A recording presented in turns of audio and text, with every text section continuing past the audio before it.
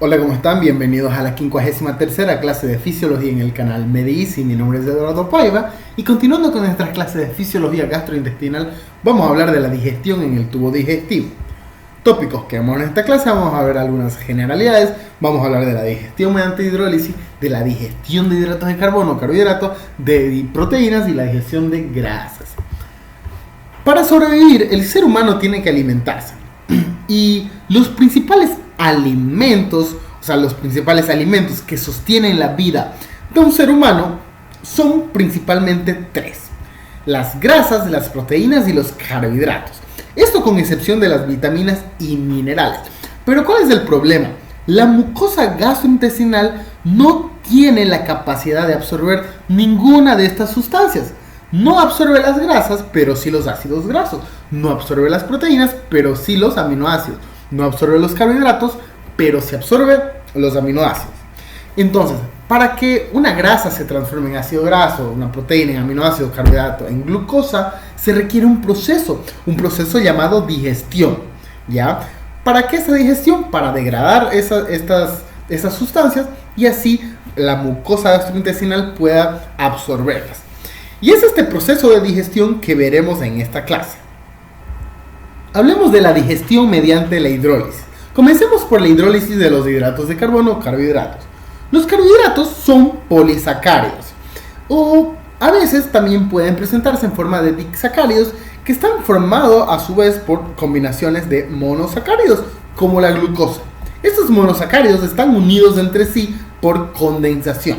O sea, para que un monosacárido se una con otro es necesario la eliminación de un hidrógeno y un hidroxilo y la posterior formación de agua, ¿no? Y para la separación ocurre lo contrario, un proceso llamado hidrólisis mediada por una enzima que devuelve el hidrógeno y el hidroxilo, o sea el agua, para así separar un monosacárido de otro, ¿ya?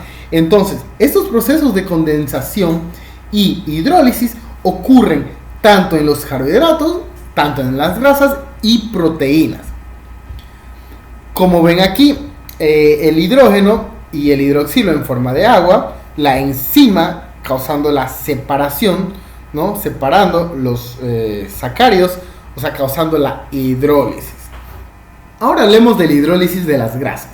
Casi todas las grasas de los alimentos son triglicéridos o grasas neutras, formado por 3 moléculas de ácidos grasos y una de glicerol. El proceso de hidrólisis y condensación es el mismo, con la diferencia que en la hidrólisis de triglicéridos se utilizan 3 moléculas de agua. Hablando de las proteínas están formadas por aminoácidos unidos entre sí por enlaces pépticos. Su hidrólisis y condensación es lo mismo. Las enzimas proteolíticas devuelven agua en forma de hidrógeno e hidroxilo para la hidrólisis y en la condensación es lo contrario. Como vimos, el proceso básico de hidrólisis es el mismo para los 3 principales tipos de alimentos. Es lo mismo para las grasas, para los carbohidratos y para las proteínas. Es lo mismo. La única diferencia son las enzimas que realizan las reacciones hidrolíticas de cada tipo de alimento. Hablemos de la digestión de carbohidratos. Los principales carbohidratos de la dieta de la alimentación, o sea, la fuente, son 3 principales carbohidratos: la sacarosa, que es un disacárido conocido popularmente como la caña de azúcar; la lactosa, un disacárido de la leche; y los almidones, que son grandes polisacáridos presentes en casi todos los alimentos de origen no animal, como el pan, las patatas, las papas, los cereales, etc. Este almidón es el carbohidrato más abundante en las comidas. También tenemos otros carbohidratos que se ingieren en pequeñas cantidades, como la amilosa, glucógeno, alcohol, ácido láctico, ácido pirúvico, pectinas, dextrinas, entre otros. Pero los más importantes son estos. También tenemos que recordar que la celulosa es un carbohidrato abundante en la dieta, pero como el ser humano no tiene enzimas para causar la hidrólisis de la celulosa, o sea, es indigerible. Por el hecho de que sea indigerible, no se considera un alimento para el ser humano, entonces no lo contamos no lo contamos como un alimento, o sea, como una fuente de alimento, un hidrato de carbono presente en el alimento, ¿no? Para el ser humano, no tiene el ser humano. Perfecto. Ahora hablemos de la digestión de carbohidratos, que comienza en la boca.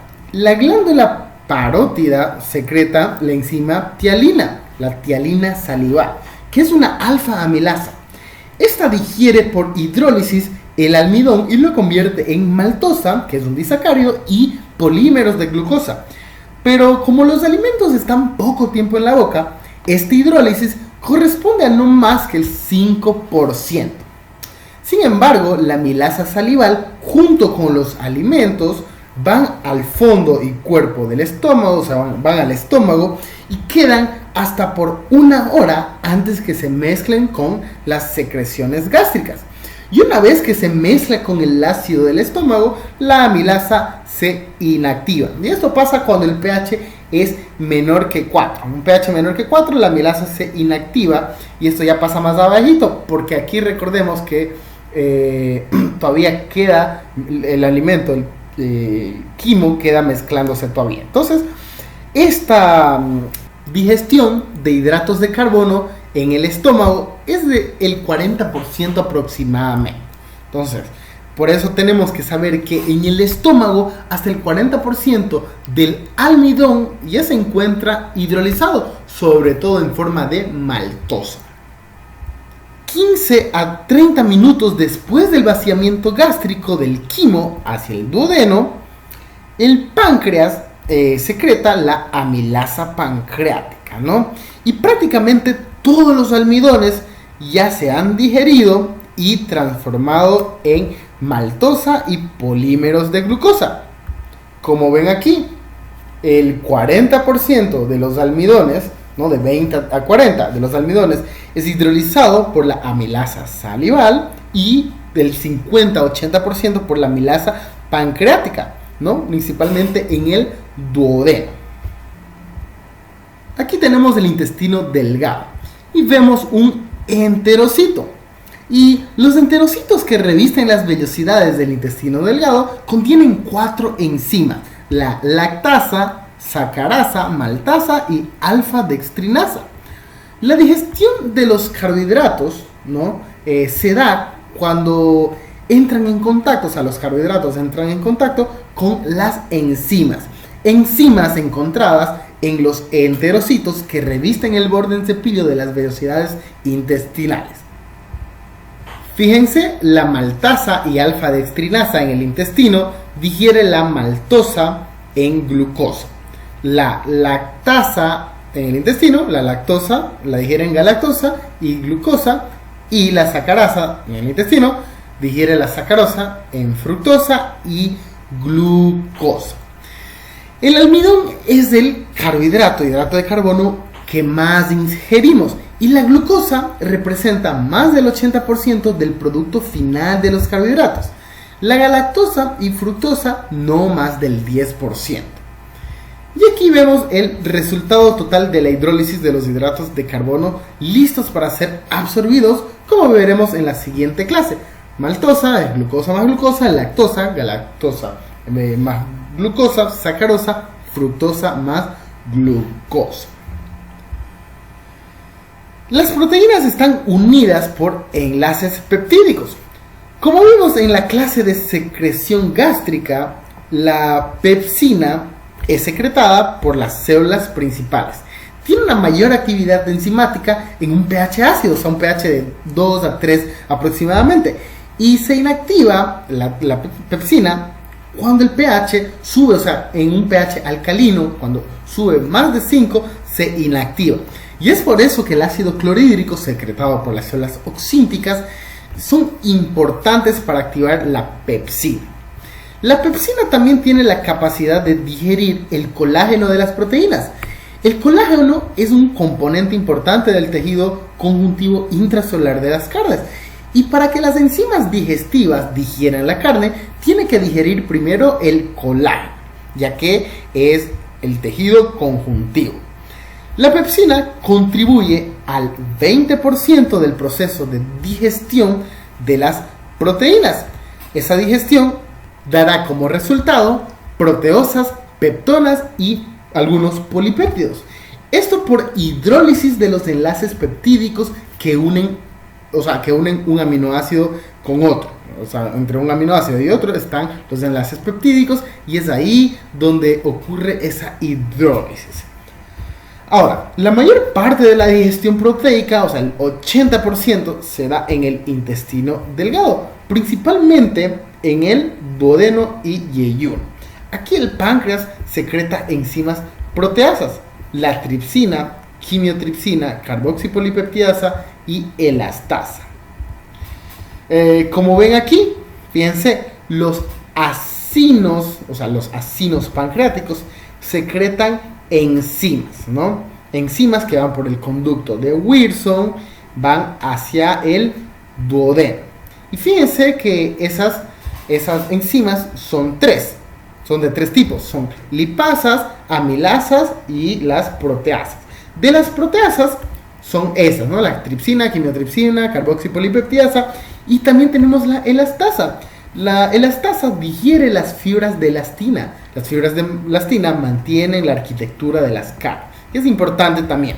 Ahora, la tripsina y quimiotripsina, como vimos en la clase de secreción pancreática, digieren proteínas completas o péptidos, pero no llegan a liberar los aminoácidos. Ya la carboxipolipeptidasa degrada péptidos en aminoácidos individuales. Como ven aquí, tenemos las tres enzimas proteasas, y esas enzimas irán a degradar a las proteínas, digestión que se da en el duodeno y yeyuno. Y vemos aquí cómo las enzimas hidrolizan las proteínas. Vemos aquí polipéptidos y aquí aminoácidos sueltos, dado gracias a la carboxipolipeptidasa. Pero el paso final de la digestión proteica se da en los enterocitos del duodeno y yeyuno. La membrana de los enterocitos que recubren las vellosidades tienen dos enzimas, la aminopolipeptidasa y la dipeptidasa. Estas enzimas degradan los grandes polipéptidos restantes en aminoácidos, tripéptidos o dipéptidos. Perfecto. Y esto es importante ya que los aminoácidos, dipéptidos y tripéptidos se transportan con facilidad hacia el enterocito.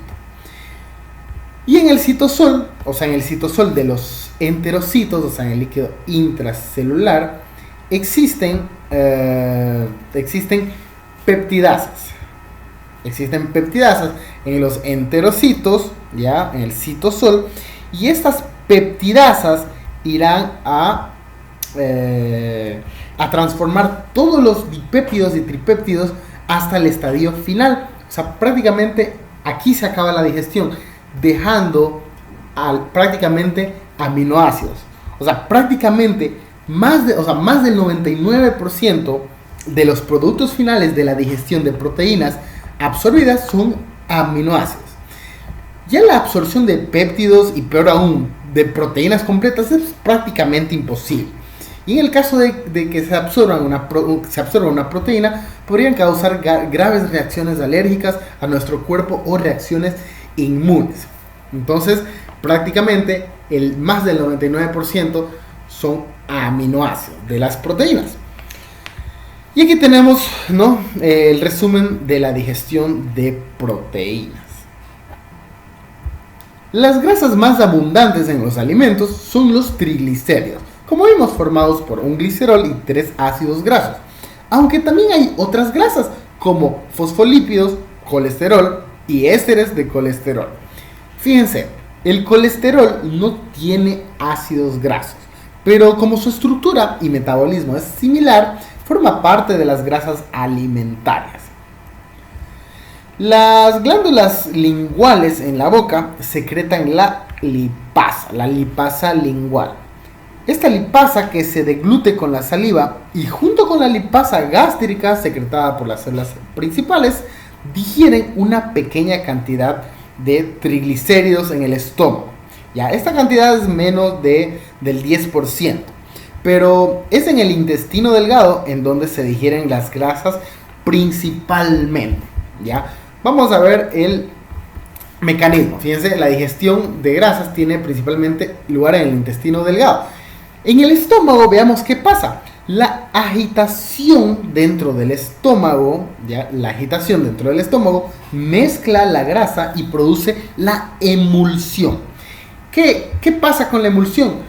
Cuando hay una emulsión, en este caso por peristaltismo, por la mezcla, esto reduce el tamaño de los glóbulos de grasa, como ven en la imagen, o sea, la emulsión de grasa reduce su tamaño, y esto es importante, vamos a ver a continuación por qué.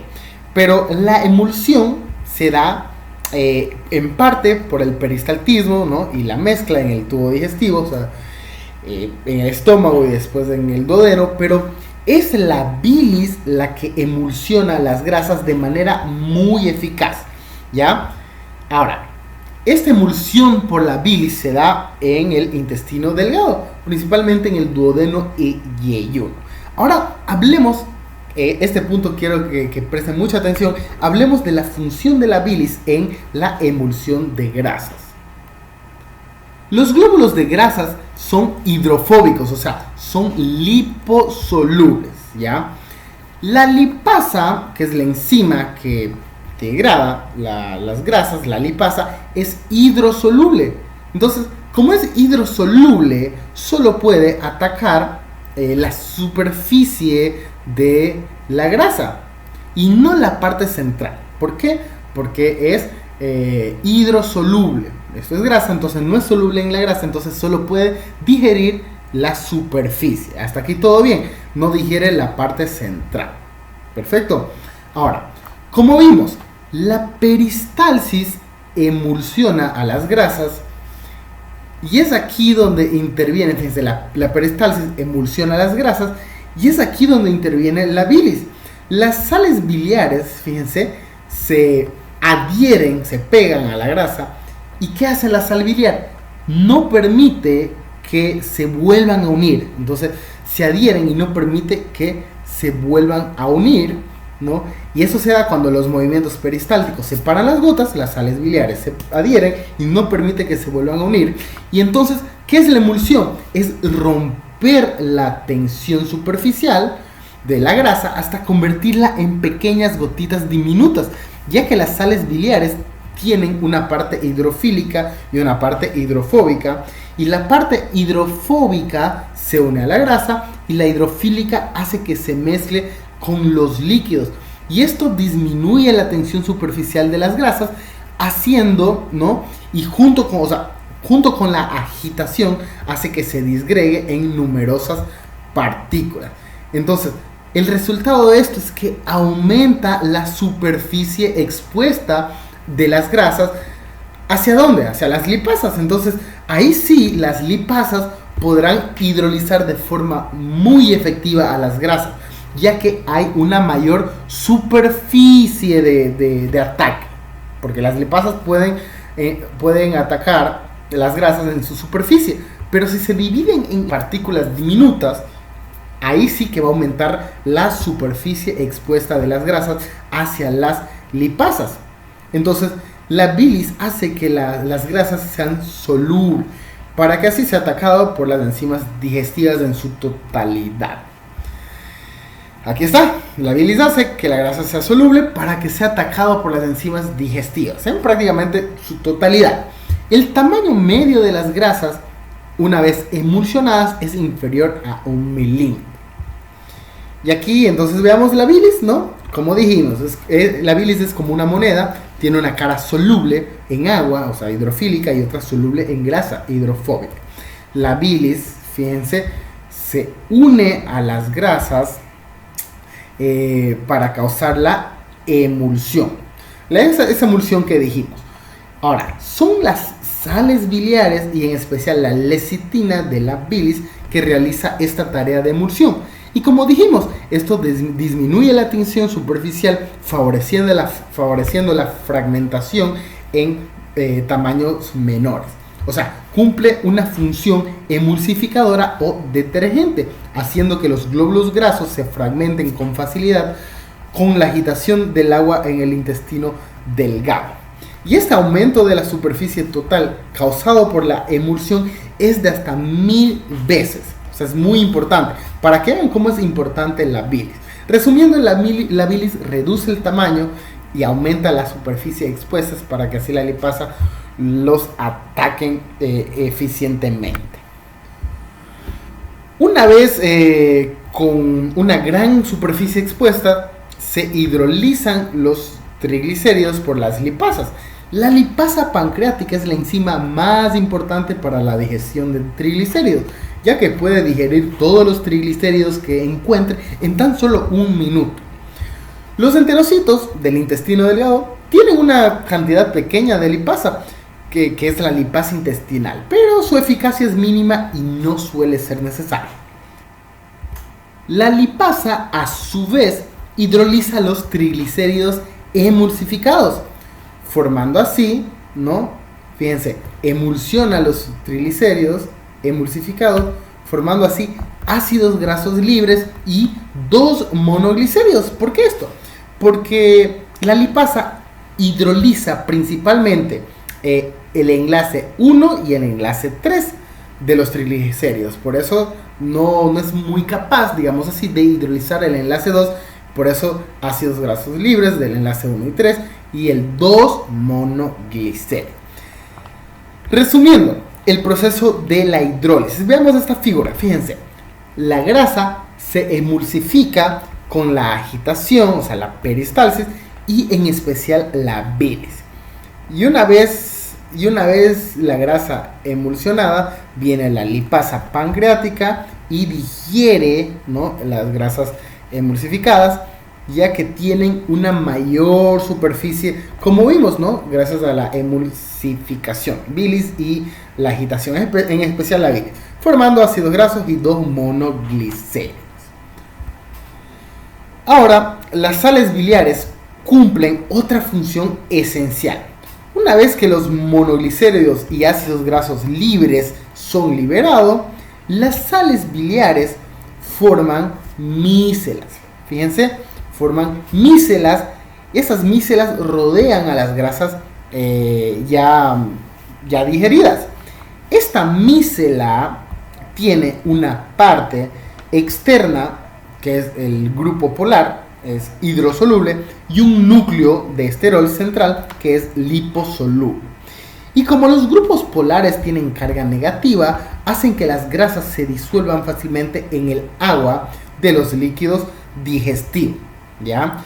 Las micelas de las sales biliares actúan como medio de transporte de los monoglicéridos y ácidos grasos libres. O sea, tienen una función llamada transbordador. O sea, absorben los monoglicéridos y ácidos grasos, y las sales biliares, ¿no?, las micelas de las sales biliares, una vez que actúa como medio de transporte, digamos así, se van a absorber para ser utilizadas una y otra vez. Función de transbordador, ¿no? Transbordador o transportador o carrier, ¿no?, que la idea es la misma. Esta reutilización de las sales biliares la vimos en la clase de secreción biliar. Se da a través de la circulación enterohepática, ¿no? Circulación enterohepática de las sales biliares.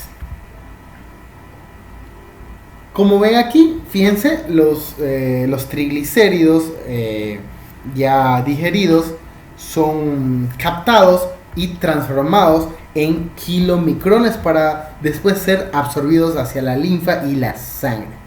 Perfecto. Y de la digestión de los ésteres de colesterol y los fosfolípidos, lo que tenemos que saber es que la mayor parte del colesterol se encuentra en forma de ésteres, ¿ya?, que son combinaciones de colesterol libre con una molécula de ácido graso.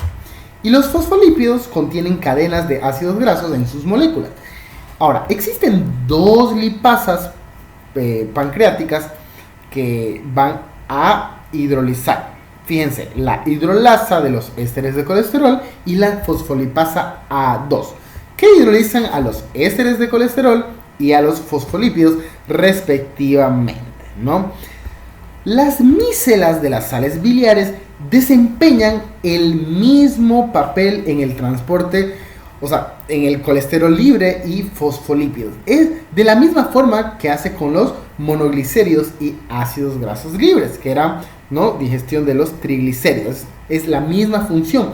Es por eso que las sales biliares son muy importantes para la digestión y absorción de grasas.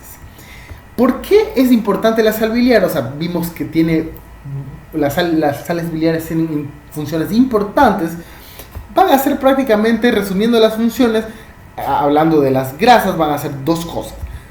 Cumple la función de la emulsión, que es muy importante, que vimos para la digestión, ¿no?